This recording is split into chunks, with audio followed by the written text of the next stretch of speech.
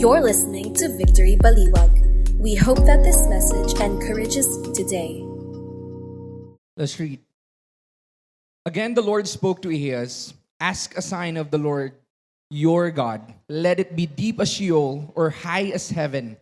But Ahaz said, "I will not ask, and I will not put the Lord to the test." And he said, "Hear then, O Israel of David. Is it too little for you to weary men, that you weary my God also? Therefore the Lord himself will give you a sign. Behold, the virgin shall conceive and bear a son, and shall call his name Emmanuel." Lord, thank you for your word. Lord, we pray that, Lord, we're talking about Christmas year after year, Lord. But let it be something special this afternoon, that we're going to understand what your message really means, Lord. What Emmanuel really means, Lord. This is our prayer in Jesus' name. Amen. Pwede na po kayong umupo. Muli po, good afternoon. Okay lang ba? Sabihin mo sa katabi mo, magandang hapon. Ayan.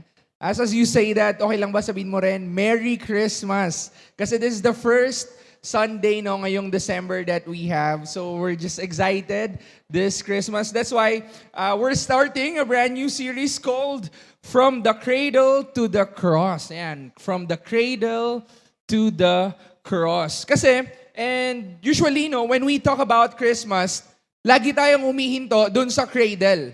Doon sa may sabsaban, di ba? Pag sabsaban, pag Christmas, di ba? Ang cute-cute ni Jesus, baby siya ulit, di ba? We're talking about the shepherds, we're talking about the angels. Pero, we just want to emphasize on this series that Christmas is not just about how He came, but why He came. Bakit siya pumunta rito sa mundo? So this is not just about the cradle, but the journey as well towards the cross. And as Christmas is getting closer, sino rito medyo ready ka na sa Christmas? Ready na, nakapamili na ng gifts, di ba? Walang ready. Sige, okay lang din naman kasi baka mamaya wala pa rin talaga. Pero maybe for some of us, sige kami na lang, iniisip talaga namin, kasya nga kaya talaga yung 500 pesos for Noche Buena. Di ba? Paano kaya mapagkakasya to? Fruit cocktail pa lang ata itong 500, di ba? Parang hanggang ngayon iniisip mo pa din yon. Or maybe for you, you're thinking, paano kaya mga Christmas parties left and right? Kapon po, we just had our Christmas party with our Victory Group leaders and interns, and we just want to thank them for all the things that they're doing and making disciples here on church. There's a lot of things that's happening. Marami rin po, hindi lang Christmas parties, or some of you for the students, or maybe not just for the students, you're thinking, ano kayang marireceive kong regalo this Christmas? Ano naman kaya yung marireceive ko last time? Ang nareceive ko, ganito. Ano naman kaya this Christmas? Or for some families here, we're thinking about, saan ka magbabakasyon? And there's nothing wrong with that. Baka kasi naman mag-guilty ka kasi sinabi kasi sa 4 p.m. service, ganito daw. No. There's nothing wrong with that. But today, I want to invite us, instead of only thinking of what will happen this Christmas, okay lang ba, isipin din natin, let's remember what happened on the first Christmas. Instead of thinking what will happen this coming Christmas, okay lang ba we're gonna have this reshaping or i-calibrate natin yung perspective natin. Ano nga kaya nangyari nung unang Pasko? And because the first Christmas was God doing something shocking, di ba? Medyo talagang hindi siya basta-basta mako-comprehend ng pag-iisip natin. Though, lagi natin siyang naririnig dahil ang Pilipinas ay isang Kristiyanong bansa. Yung mga pinakita po nating video kanina, pag sinabi nilang Pasko, one day lang yon. Kasi nagse-celebrate naman lahat. Pero dito alam niyo po ba na ang Pilipinas ang pinakamatagal mag-celebrate ng Pasko sa buong mundo? That's why we're always hearing this. And the message for this afternoon is this: the God became man. Emmanuel. Ayan. Hindi po ako yon. Eman lang din po yung pangalan ko, pero hindi ako yon. This one, yung word na yan, okay lang ba sabihin mo, Emmanuel. Ayan. God with us. Kung ito lang po yung ipipreach natin, sobrang meaty, sobrang dami na pong pag-uusapan dyan. Because this is something na talagang malalim at for some theologians, some belief, this is mind-boggling. This is something na hindi natin magets basta-basta. Paano na ang Diyos ay nagkatawang tao? That's why now, ang gusto nating kuning hugot muna is that yung unang prophecy regarding this. That's what we read in Isaiah chapter 7. Yung Isaiah chapter 7 po takes place during a national crisis. Merong isang krisis na pangbuong bansa, no? Yung Judah, during that time, and let me just give you a short context about this. Yung Judah is being led by King Ahaz. Ayan. Si King Ahaz bata po siya, 20 years old. And he was an inexperienced king. Bago siyang hari. Ngayon, dahil bago siyang hari, mayroon dalawang kingdom gustong atakihin yung Assyria. Kasi yung Assyria po, isa siyang rising and powerful nation. Ngayon, yung dalawang powerful enemies na gustong matake sa Assyria is yung Syria and yung Israel. Pero ito ngayon yung twist. Okay, may dalawang makapangyarihan, tapos gusto nilang atakihin yung isang malakas. Gusto nila mag-join yung Judah doon, which is yun yung nililid ni King Ahaz. Pero sabi ni King Ahaz, ayoko. Now, because Ahaz refused, they planned to attack yung king ni King Ahaz. I mean, yung nation ni King Ahaz. There is this threat. Ngayon, si King Ahaz, imagine that. Dahil ayaw mong sumali ang gagawin namin, ikaw na lang yung pag-iinitan namin. So ngayon, pinagtulungan nila si King Ahaz at ang gagawin nila, they're gonna replace Ahaz ng isang puppet king. Ganun po yung nangyari. Ngayon, what happened was Ahaz was terrified. And ganito po yung nangyari because our God is a merciful God. God offered Ahaz a sign. Sabi ni God, okay, sige, ganito pala yung nangyayari sa'yo, ask ka sa akin ng sign. Diba? Sino rito mahilig mag-ask kay Lord ng sign? Diba? Lord, pag ito nangyari, game natin to. But ngayon, imagine this. Imagine, si God, sinabi sa'yo, okay, ask me a sign. Ngayon, ano kayang response mo dapat? Sige Lord, pag to nangyari, I'm gonna obey you. But hindi ganon yung ginawa ni Ahaz. Ang ginawa niya, he refused to lean on God, to trust God, hindi dahil ayaw niya talagang itest si Lord katulad ng binasa natin. But he is a king full of pride. Now, we're talking about Ahaz. Ngayon, tanungin niyo sa akin, sino ba yung si Ahaz na yan? Bakit Ahaz yung pangalan niya? Kasi medyo ganun din talaga yung character niya. Sabi po sa 2 Chronicles chapter 28 verses 1 to 4. Medyo yan po talaga na yun. Ahaz was 20 years old when he began to reign, and he reigned 16 years in Jerusalem, and he did not do what was right in the eyes of the Lord, as his father David had done, but he walked in the ways of the kings of Israel. He even made metal images for the Baals, and he made offerings in the valley of the son of Hinnom. He burned his sons as an offering according to the abominations of the nations, whom the Lord drove out before the people of Israel, and he sacrificed and made offerings on high places and on the hills and under every green tree. Ngayon, anong pong point neto? That Ahaz, isa po siyang Ahaz, di ba? He was a wicked king. Imagine that. Baka kasi minsan inisip mo, grabe naman. Ayaw niya na ngang itest si Lord pagkatapos, nagalit pa tayo. But as the verse is saying, Ahaz is a wicked king. He did not do kung ano yung gusto ni Lord. He worshiped idols. He practiced abominable things. Yung mga hindi nakaka-look good kay Lord. He refused God's ways. And instead of trusting God, he trusted Assyria. Akala niyo po, doon na yung storya. Hindi. Ang nangyari, inoferan siya ni Lord ng tulong, tapos sabi niya, ayoko sa'yo. Tapos ang ginawa niya, instead na kay Lord siya kumampi siya sa Assyria. Kasi yung Assyria, medyo logically, pag mas fitting siya sa pag-iisip during that time na in terms of human strength, of political power, of logical solutions, mas okay. Tapos, ngayon, why should I trust God? Hindi ko nga to kilala eh. Ngayon, isa pa po sa characteristic ni Ahaz, bago ka magalit sa kanya ng buo, is that Ahaz is from the line of David. Imagine, si David, sobrang mahal na mahal niya si Lord, tapos biglang, from that line, Ahaz. May ganun pong dumating. Now, if you're gonna think of it, bago ka magalit kay Ahaz, bago natin i-judge si Ahaz, many times, baka tayo rin muna, para tayong si Ahaz, di ba? Sige, ako na lang yung ako na lang yung si Ahaz. Maybe you're thinking, we refuse to trust God because His answer doesn't look what we expect.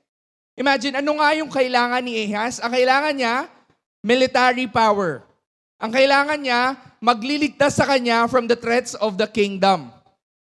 Tapos, sabi sa kanya, Lord, bigyan mo ako ng sign. Pero because si Lord ay sobrang gracious, sobrang merciful, binigyan pa rin siya ng sign. At yun po yung binasa natin. Binigyan siya ng sign and yun yung sign of Emmanuel. Madalas, you're gonna think of that, Lord, ba't ko kailangan yan? Meron ba kayong pinag-pray kay Lord tapos you're thinking na you're expecting an answer. For example, Lord, eto yung kailangan ko pero iba yung binigay ni Lord. May ganun ba kayo? Wala talaga. Tahimik lang tayo rito. 'Di ba? Because just like with Ahaz, he's looking for something grand, he's looking for something big, for something that will logically will help them. But this time, God is giving him something that looks weak and small. To Ahaz, God's answer doesn't make sense. Hindi po nagme-make sense. Kasi ang sagot ni Lord, baby. Imagine that. Kailangan mo ng pambayad ng utang. Tapos ang sagot sa'yo ni Lord, baby. Kailangan mo gusto mo ng mag-asawa. Tapos ang sagot sa'yo ni Lord, baby. Napaisip yung iba, pwede din. Diba? Hindi yung yung tawag mo doon sa jowa mo, baby. Baka naiba yun. Wag yun.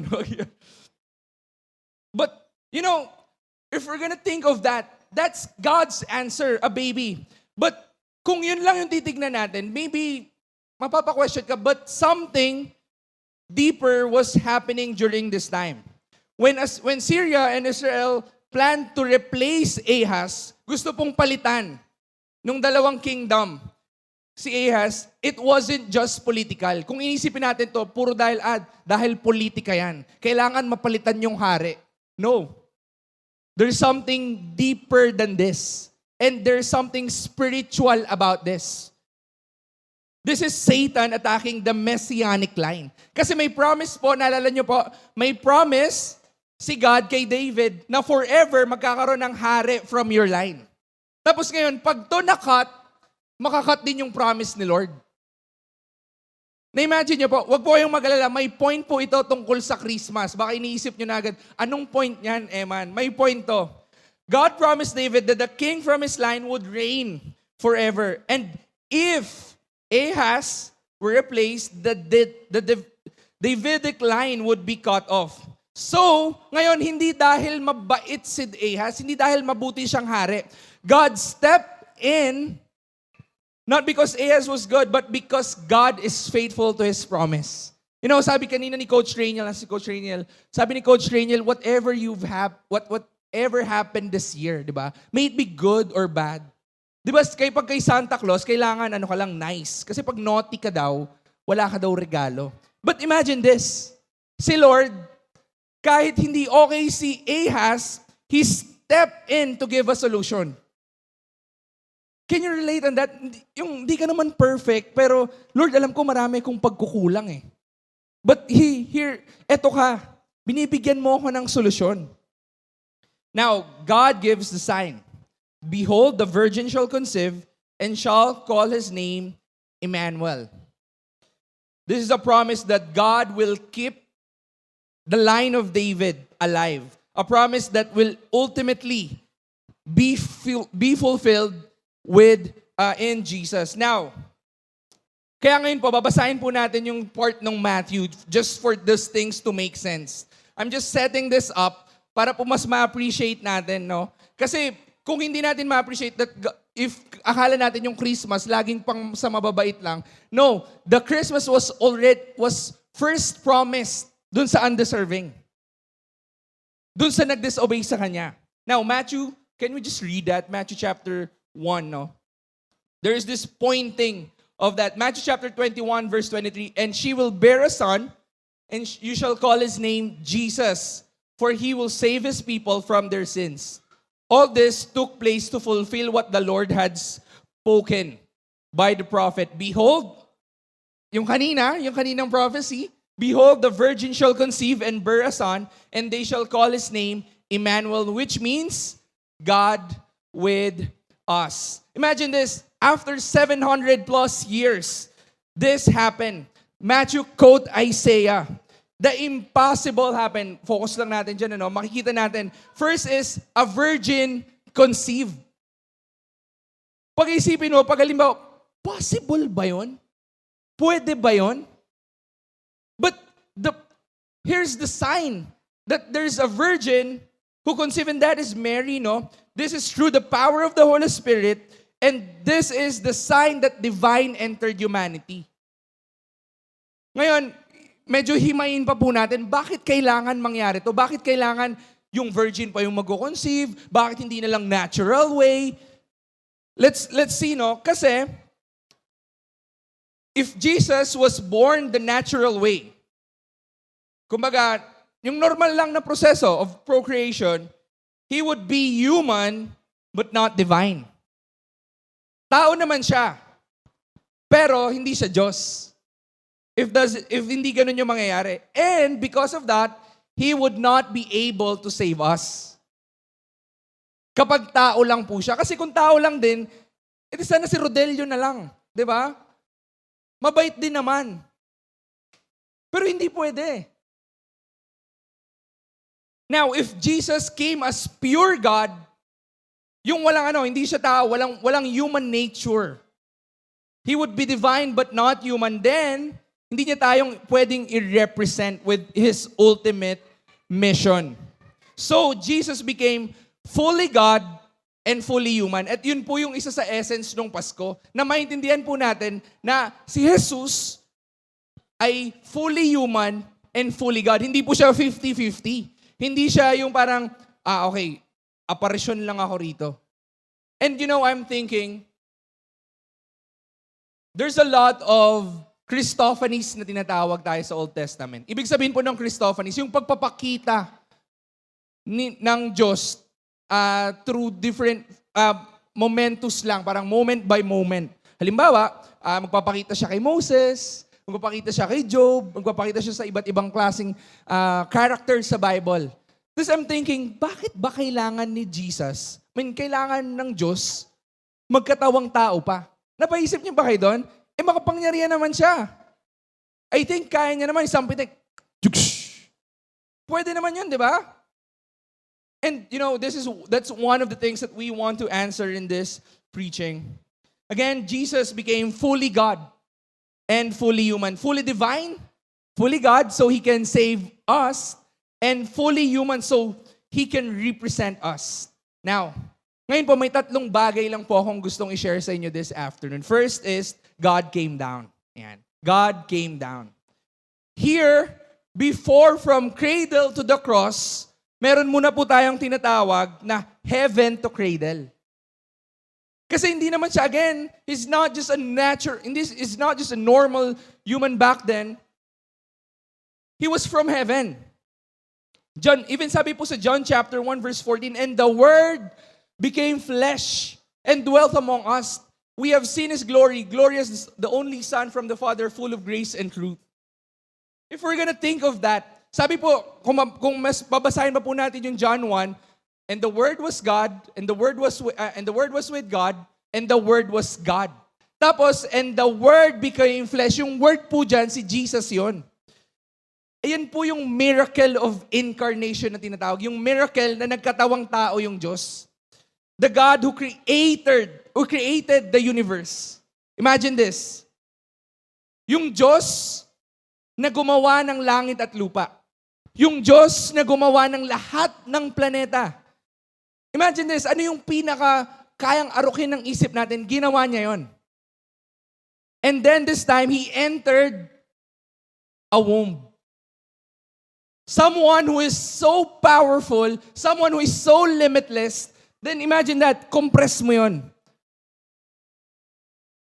Alam nyo, when we're preparing this, I really can't imagine, paano nangyari yun? Bakit kailangan gawin yon? God, ba't kailangan mong mag-came down pa rito? Sobrang makapangyarihan mo naman. Imagine that the infinite, the being who's outside of time became an infant. The Creator became part of His creation. The eternal step into time. Imagine that. Sometimes kasi because here in the Philippines, we're a religious country. We're just hearing that, labas sa kaliwa, pasok sa kanang tenga, labas sa kaliwa. And maybe we're not grasping it. Hindi natin nagigets yung Diyos na kinakantahan natin kanina, yung Diyos na sinasamba mo, naging kamukha mo. Naging isa sa atin. Just imagine that. How humbling is that picture? It's very mind-blowing. And if we don't get the weight of that, I don't know. Maybe we're gonna miss out the whole message of the Bible, not just of Christmas. But this is the message of Christmas, that the God who's infinite in power, the God who is eternal, fit into time. Fit into His creation. Alam niyo po, para mas maintindihan natin, every time when God will try to show Himself, it's always terrifying. Laging nakakatakot. We can show the picture. Imagine that. Pag halimbawa, nakikipag-usap siya kay Job, pag nabasa niyo yung book ni Job, nasa whirlwind. Sino rito na try mo nang kausapin si Lord sa whirlwind, di ba? Sa ipo-ipo. Or maybe kay Moses on Mount Sinai, there is this thick and thunder cloud, meron ding burning bush moments. Sino rito na try mo nang kausapin si Lord sa ganon? Wala din. And imagine, kung kakausapin mo si Lord ng ganon, ano kayang itsura? Lalapit ka ba o matatakot ka? Ano yung totoo? We're gonna be afraid, right? Not just that, every time He's gonna show His presence like in tabernacle, it's a pillar, sabi sa Bible, it's a pillar of cloud and a pillar of fire. Imagine that. Yung terrifying pictures. Minsan nga pag may bagyo, no, grabe, lakas ng hangin. Takot na tayo. But this one. And then, that presence, that terrifying presence became a baby. That terrifying presence became a baby. A vulnerable, fragile being, yet very easy to approach. Kasi di ba, wala namang, tingin ko naman, sana walang takot. May takot ba rito sa baby? Ay, takot sa baby. Parang di ba, kahit hindi mo nga baby, pag nakikita mo dyan sa Walter Mart, di ba, oh, cute-cute mo naman. Gusto mong lapitan, di ba? Kasi it's very approachable. Imagine, who are we? That the God of this universe would become a man like us. It's really humbling. You know, there's also this picture. Sino rito familiar ka rito sa segment na to or sa palabas na to? Undercover Boss. Yan. Alam niyo po yung Undercover Boss? Yung Undercover Boss, yun yung mga CEO, tapos nagpapanggap siyang parang halimbawa, siya yung maintenance officer or yung isa sa mga rank and file position na just for them to feel ano ba yung nararamdaman ng empleyado down there. Imagine si God. He's like an undercover boss. But He's not undercover. Imagine, ganon siya. The creator of this, the Lord of Lords, and the God of Gods. O sige, hindi pa din natin nagigets, no? Ganito po. Sino dito gusto mong mag-abroad balang araw? Ayan, abroad na lang, abroad. May mga nagtataas na kamay. Maybe, I don't know what's your reason about going abroad. If God's telling you so, do it. But imagine this. Tayo po, ayaw natin sa hirap. Ayaw natin ng uncomfortable. Kaya most of us, you're gonna go to abroad for economic reasons. Tama? Kasi mas okay yung healthcare system dito. Kasi mas okay yung pasahod dito. But no one would want to go, ay gusto kong pumunta dun sa Uganda, one of the poorest country. Ay gusto kong pumunta dun sa South Africa, one of the poor country in the world. Meron ba? Parang wala, no? Kasi gusto natin, pag maaalis tayo, comfort. But imagine that. God is in heaven, went down on earth, not for comfort. Not for comfort. So ngayon, baka mas nagigets na natin yung gravity of what happened during that time. That God took on flesh, but this time He never stopped being God. Sabi po sa Philippians chapter 2, He emptied Himself. He emptied Himself. He was in the form of God, did not count equality with God a thing to be grasped, but emptied Himself by taking the form of a servant, being born in the likeness of men, and being found in human form. Mga kapatid, walang ibang relihiyon sa mundo ang may ganitong Diyos. Wala.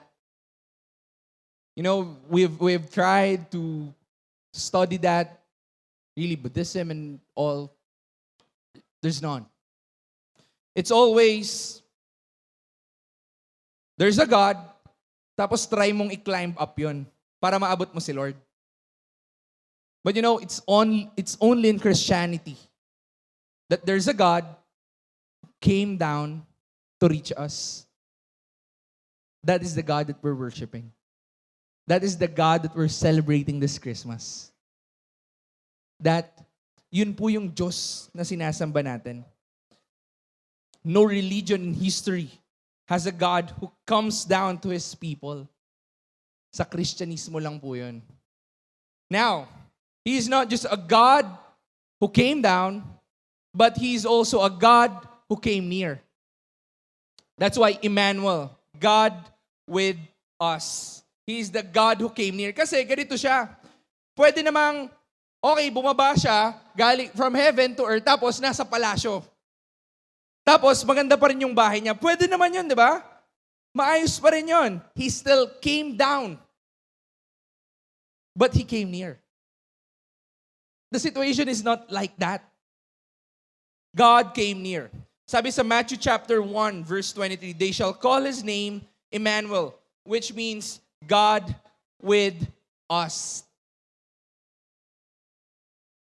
It didn't just come to visit. It's like pupunta ka sa bahay ng kaibigan mo, tapos that's it. It's not like that. He came to stay. He came to introduce Himself. Alam niyo po, during the time of Jesus, He introduced Himself, naahawakan siya. And this is not just proximity. This is intimacy that God wants us to know Him. That's why God came near. And when God came down, it could have been, yun yung sinasabi ko, no? Into a palace, into a mansion. Imagine that. But that's not the case. He came close to us. He came close to you. He came close enough to experience yung madalas nating na-experience. He came close enough to experience hunger. Nagutom din siya. He came close enough to experience exhaustion. Imagine, yung Diyos na hindi nga natutulog, may kanta pa nga, may kanta dun si Gary B ba yun? Natutulog ba ang Diyos? Imagine yung Diyos na hindi natutulog, limited Himself just to be near to us. And now can experience exhaustion. You're thinking, pwede naman isang pitek pagkatapos, I'm refreshed. No, sabi dun sa binasa natin kanina sa Philippians, He emptied Himself. Though He can, He did not. He came close enough to experience temptation. If you're being tempted to do sin, and so He is, and so He was. Betrayal, Maybe for some of you, you're grieving this Christmas kasi yung mga kaibigan mo before, di na sila yung kaibigan mo because of betrayals. Jesus experienced that as well. Grief, pain, namatayan ng loved one, na-experience din po ng Diyos yun. He came so near. So you would never say again, wala namang nakakaintindi sa akin eh.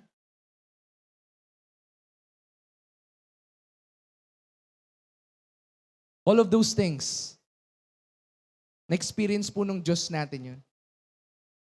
When was the last time you felt walang nakakaintindi sa'yo? When was the last time you thought, Lord, ayoko, di mo naman ako naintindihan. You know, yung pagbaba ng Diyos, mula langit papunta sa lupa, this is not just hindi lang siya yung nakaka-jaw-dropping. Yes, it is. But He doesn't just want it to be like that. He wanted to be warm to you. Yung ramdam mo yung pagmamahal niya. That's the wonder about Jesus coming from heaven to earth, coming near to us. Kasi sabi po sa Old Testament, si God daw unapproachable. Wala daw pong pwedeng makakita sa Diyos at manatiling buhay. Walang ganon. And yet, this time, He became a baby. Anyone can approach. Hebrews chapter 4 verse 15 says, we have a high priest who is now for we do not have a high priest who is unable to sympathize with our weakness, but one who in every aspect has been tempted as we are, yet without sin. Now, because of that happening, because of the first Christmas, that's not the case anymore. Now we have a high priest, and that is Jesus, who is able to sympathize with your weakness. Who is able to sympathize with our weakness. Alam niyo po, in this culture that we have, when someone is struggling, the youth can really relate on this. The most powerful comfort that we can say, presence. Tama? Pwede ba yung may problema kasi ako eh. Tapos magpapasama ka lang, pero huwag kang mag-advise. Gusto ko lang ng presensya. Tama? Maybe this is not just with the youth. Now, imagine that God didn't just send verses, hindi kanya tinext, or hindi kanya minessage sa Facebook tapos ma-encourage ka. It's not like that. He came Himself. His presence. Emmanuel. God with us. It is not God above us, just watching over. It's not God who you can't reach.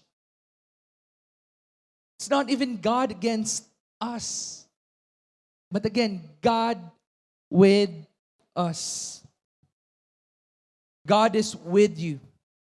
God is with your family. So let me ask you, if God came so close to us, so near, if I'm gonna ask, not on legalism, but really a heart check moment lang, how close are we to Him? Imagine, God is trying to reach us. But this time, how close are we to Him? What keeps you from drawing near? Is that the shame that you have? Is that the things na feeling mo, I'm not worthy of that? What keeps you from drawing near? Or maybe, just like Ahaz, what is your Assyria in this life?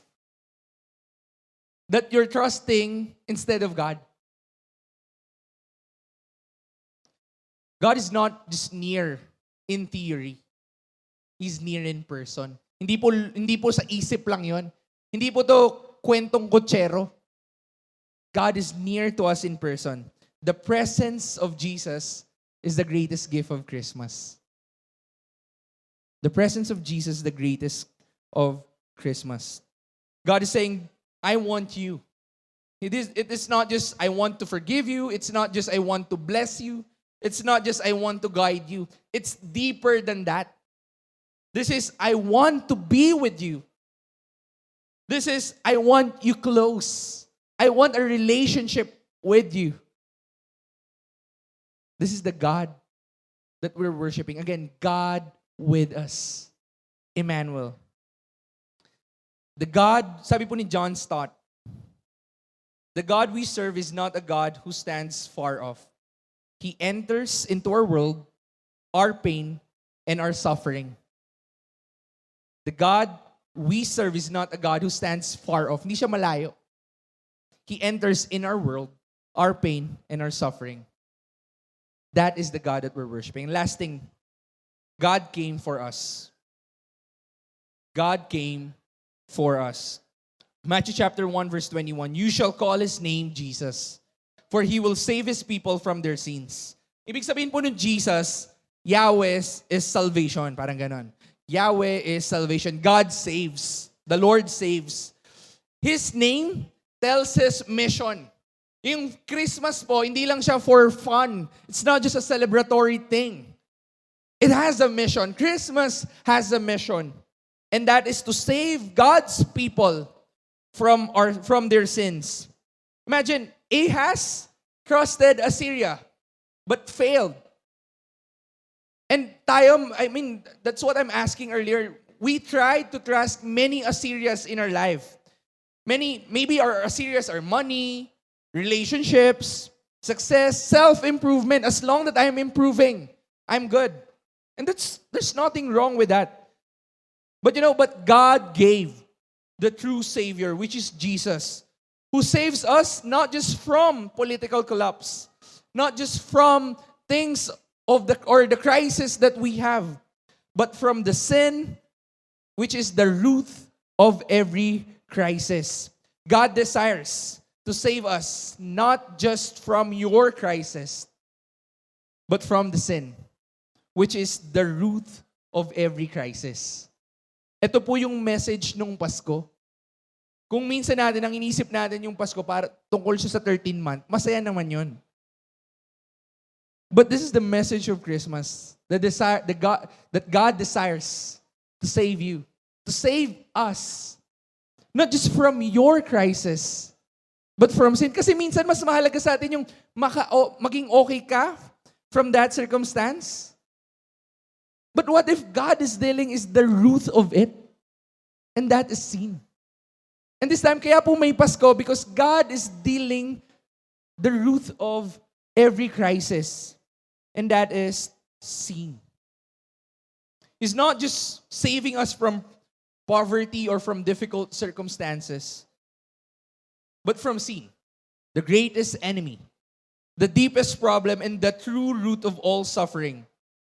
Now, from the cradle to the cross, Jesus' mission was always salvation. If you're thinking, ano pa kayang message ng Pasko? Maybe we're taking it wrong. But this is the true message of Christmas, that this is God's mission, our salvation. That manger, yung sabsaban na laging, cute-cute naman, that should point to the cross. Imagine this, when Jesus was born, He was born to die for our sin, and He knew that from the very beginning. So this time, Christmas is not just about us moving toward God, but God moving toward us.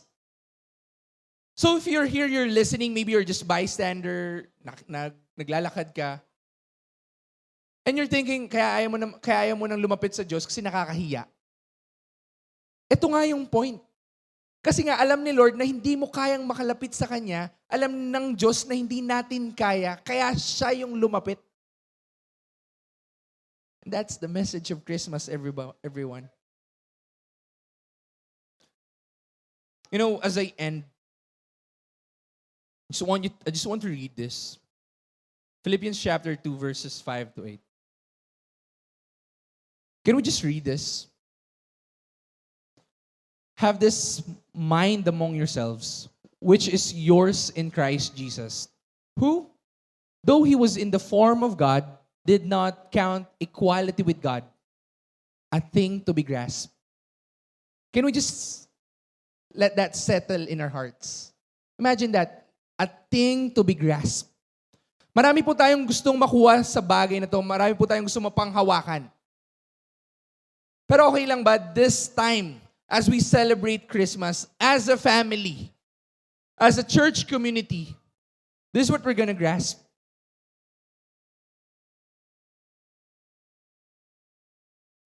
But emptied himself by taking the form of a servant, being born in the likeness of man, and being found in human form, he humbled himself by becoming obedient to the point of death, even death on the cross. You know, I don't know about you,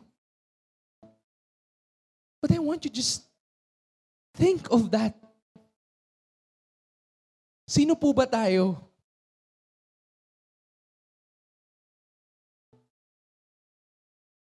Maybe all of us here, it's not maybe, all of us here are not deserving of this love.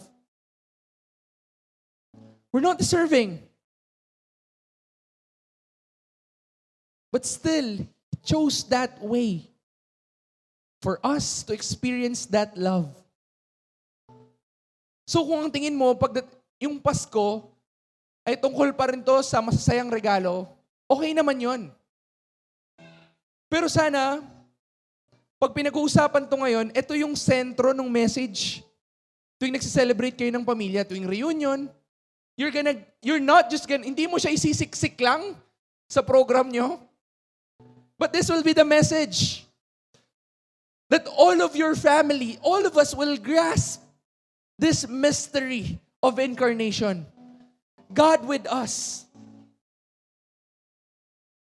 That God came down because us cannot climb up. That God came near.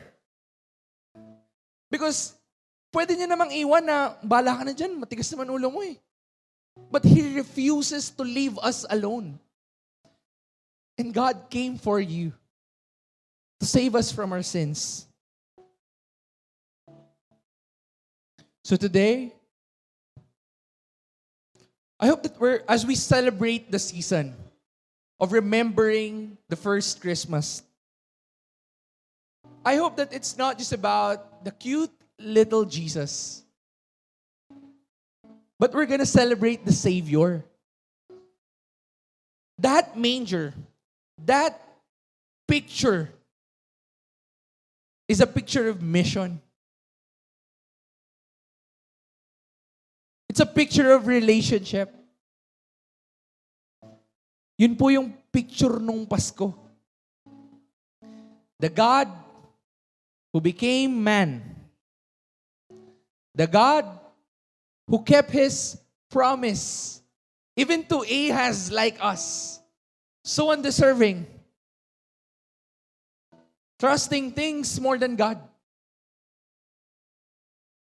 The God who stayed faithful even when His people weren't. The God who is with us and for us. He is our Emmanuel. He's our God with us. He's our God for us. Now, just want to end with this. As we celebrate Christmas, with all its color, with all its excitement, may we never forget the weight behind it. Alam niyo po, kalimutan niyo lahat ng mga ibang pinagsasabi ko. Pero sana ito, di natin makakalimutan yung bigat nito. Minsan kasi yung Pasko parang tweetums, cute-cute. Okay naman. Pero may bigat po ito. May we never forget the weight behind it. That God became man to save us.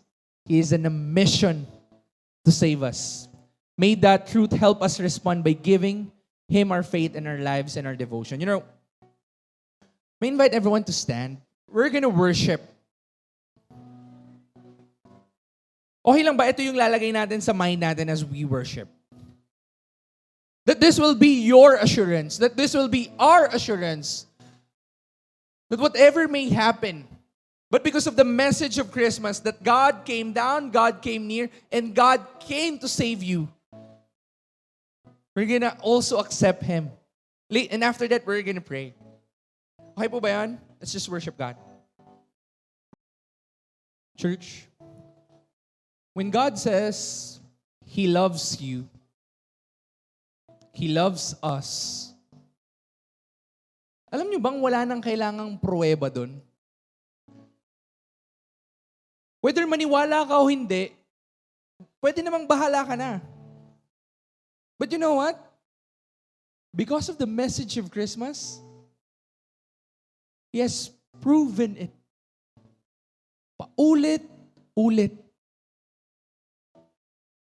Kahit ilang beses tayong pumapalya, there is this proof. There is this assurance that you can come near to Him. This is the message of Christmas. Our God with us. So, with all heads bowed down and eyes closed, and if this is you, alam mo sa sarili mo, nahihiya kang lumapit sa Diyos, or maybe for some of you, ayaw mo nang lumapit sa Diyos. You know, this message of Christmas is saying, pwede ka nang lumapit ulit. I made myself known to you. Pwede kang hindi mahiya. And if that is you, just, whether you're matagal ka nang umattend, or bago, if that is you, you just want to come to God again, with all heads bowed down, can you just raise your hands? Lord, you're seeing these hands. Lord, alam namin, yung puso namin, Lord, hindi perpekto. Lord, sa tuwing nagkakamali, we don't want to come to you. There's always this guilt. There's this always shame. But Lord, thank you for this. Thank you for this miracle. Thank you for this assurance na pwede kaming lumapit sa'yo. Hindi sa isang Diyos na nakakatakot. Pero Lord, you've shown yourself na approachable,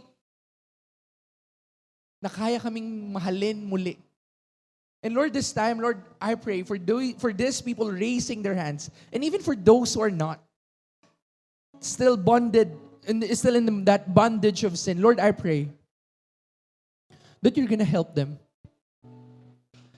That, Lord, you're gonna let us grasp this message.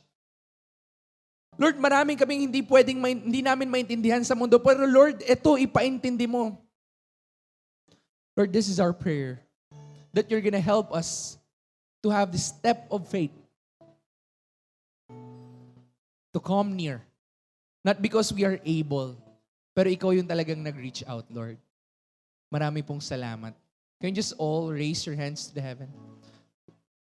Lord, maraming salamat for you are with us. And this is the great confidence that we have. It's not that we are good, but you're always protecting us. Lord, thank you for you're the God with us. Thank you, Lord. And so I say, may the Lord bless you and keep you. May He make His face shining upon you and be gracious to you. May He lift up His countenance, your countenance. And may the love of the Father and the grace of the Son and the fellowship of the Spirit be upon you all.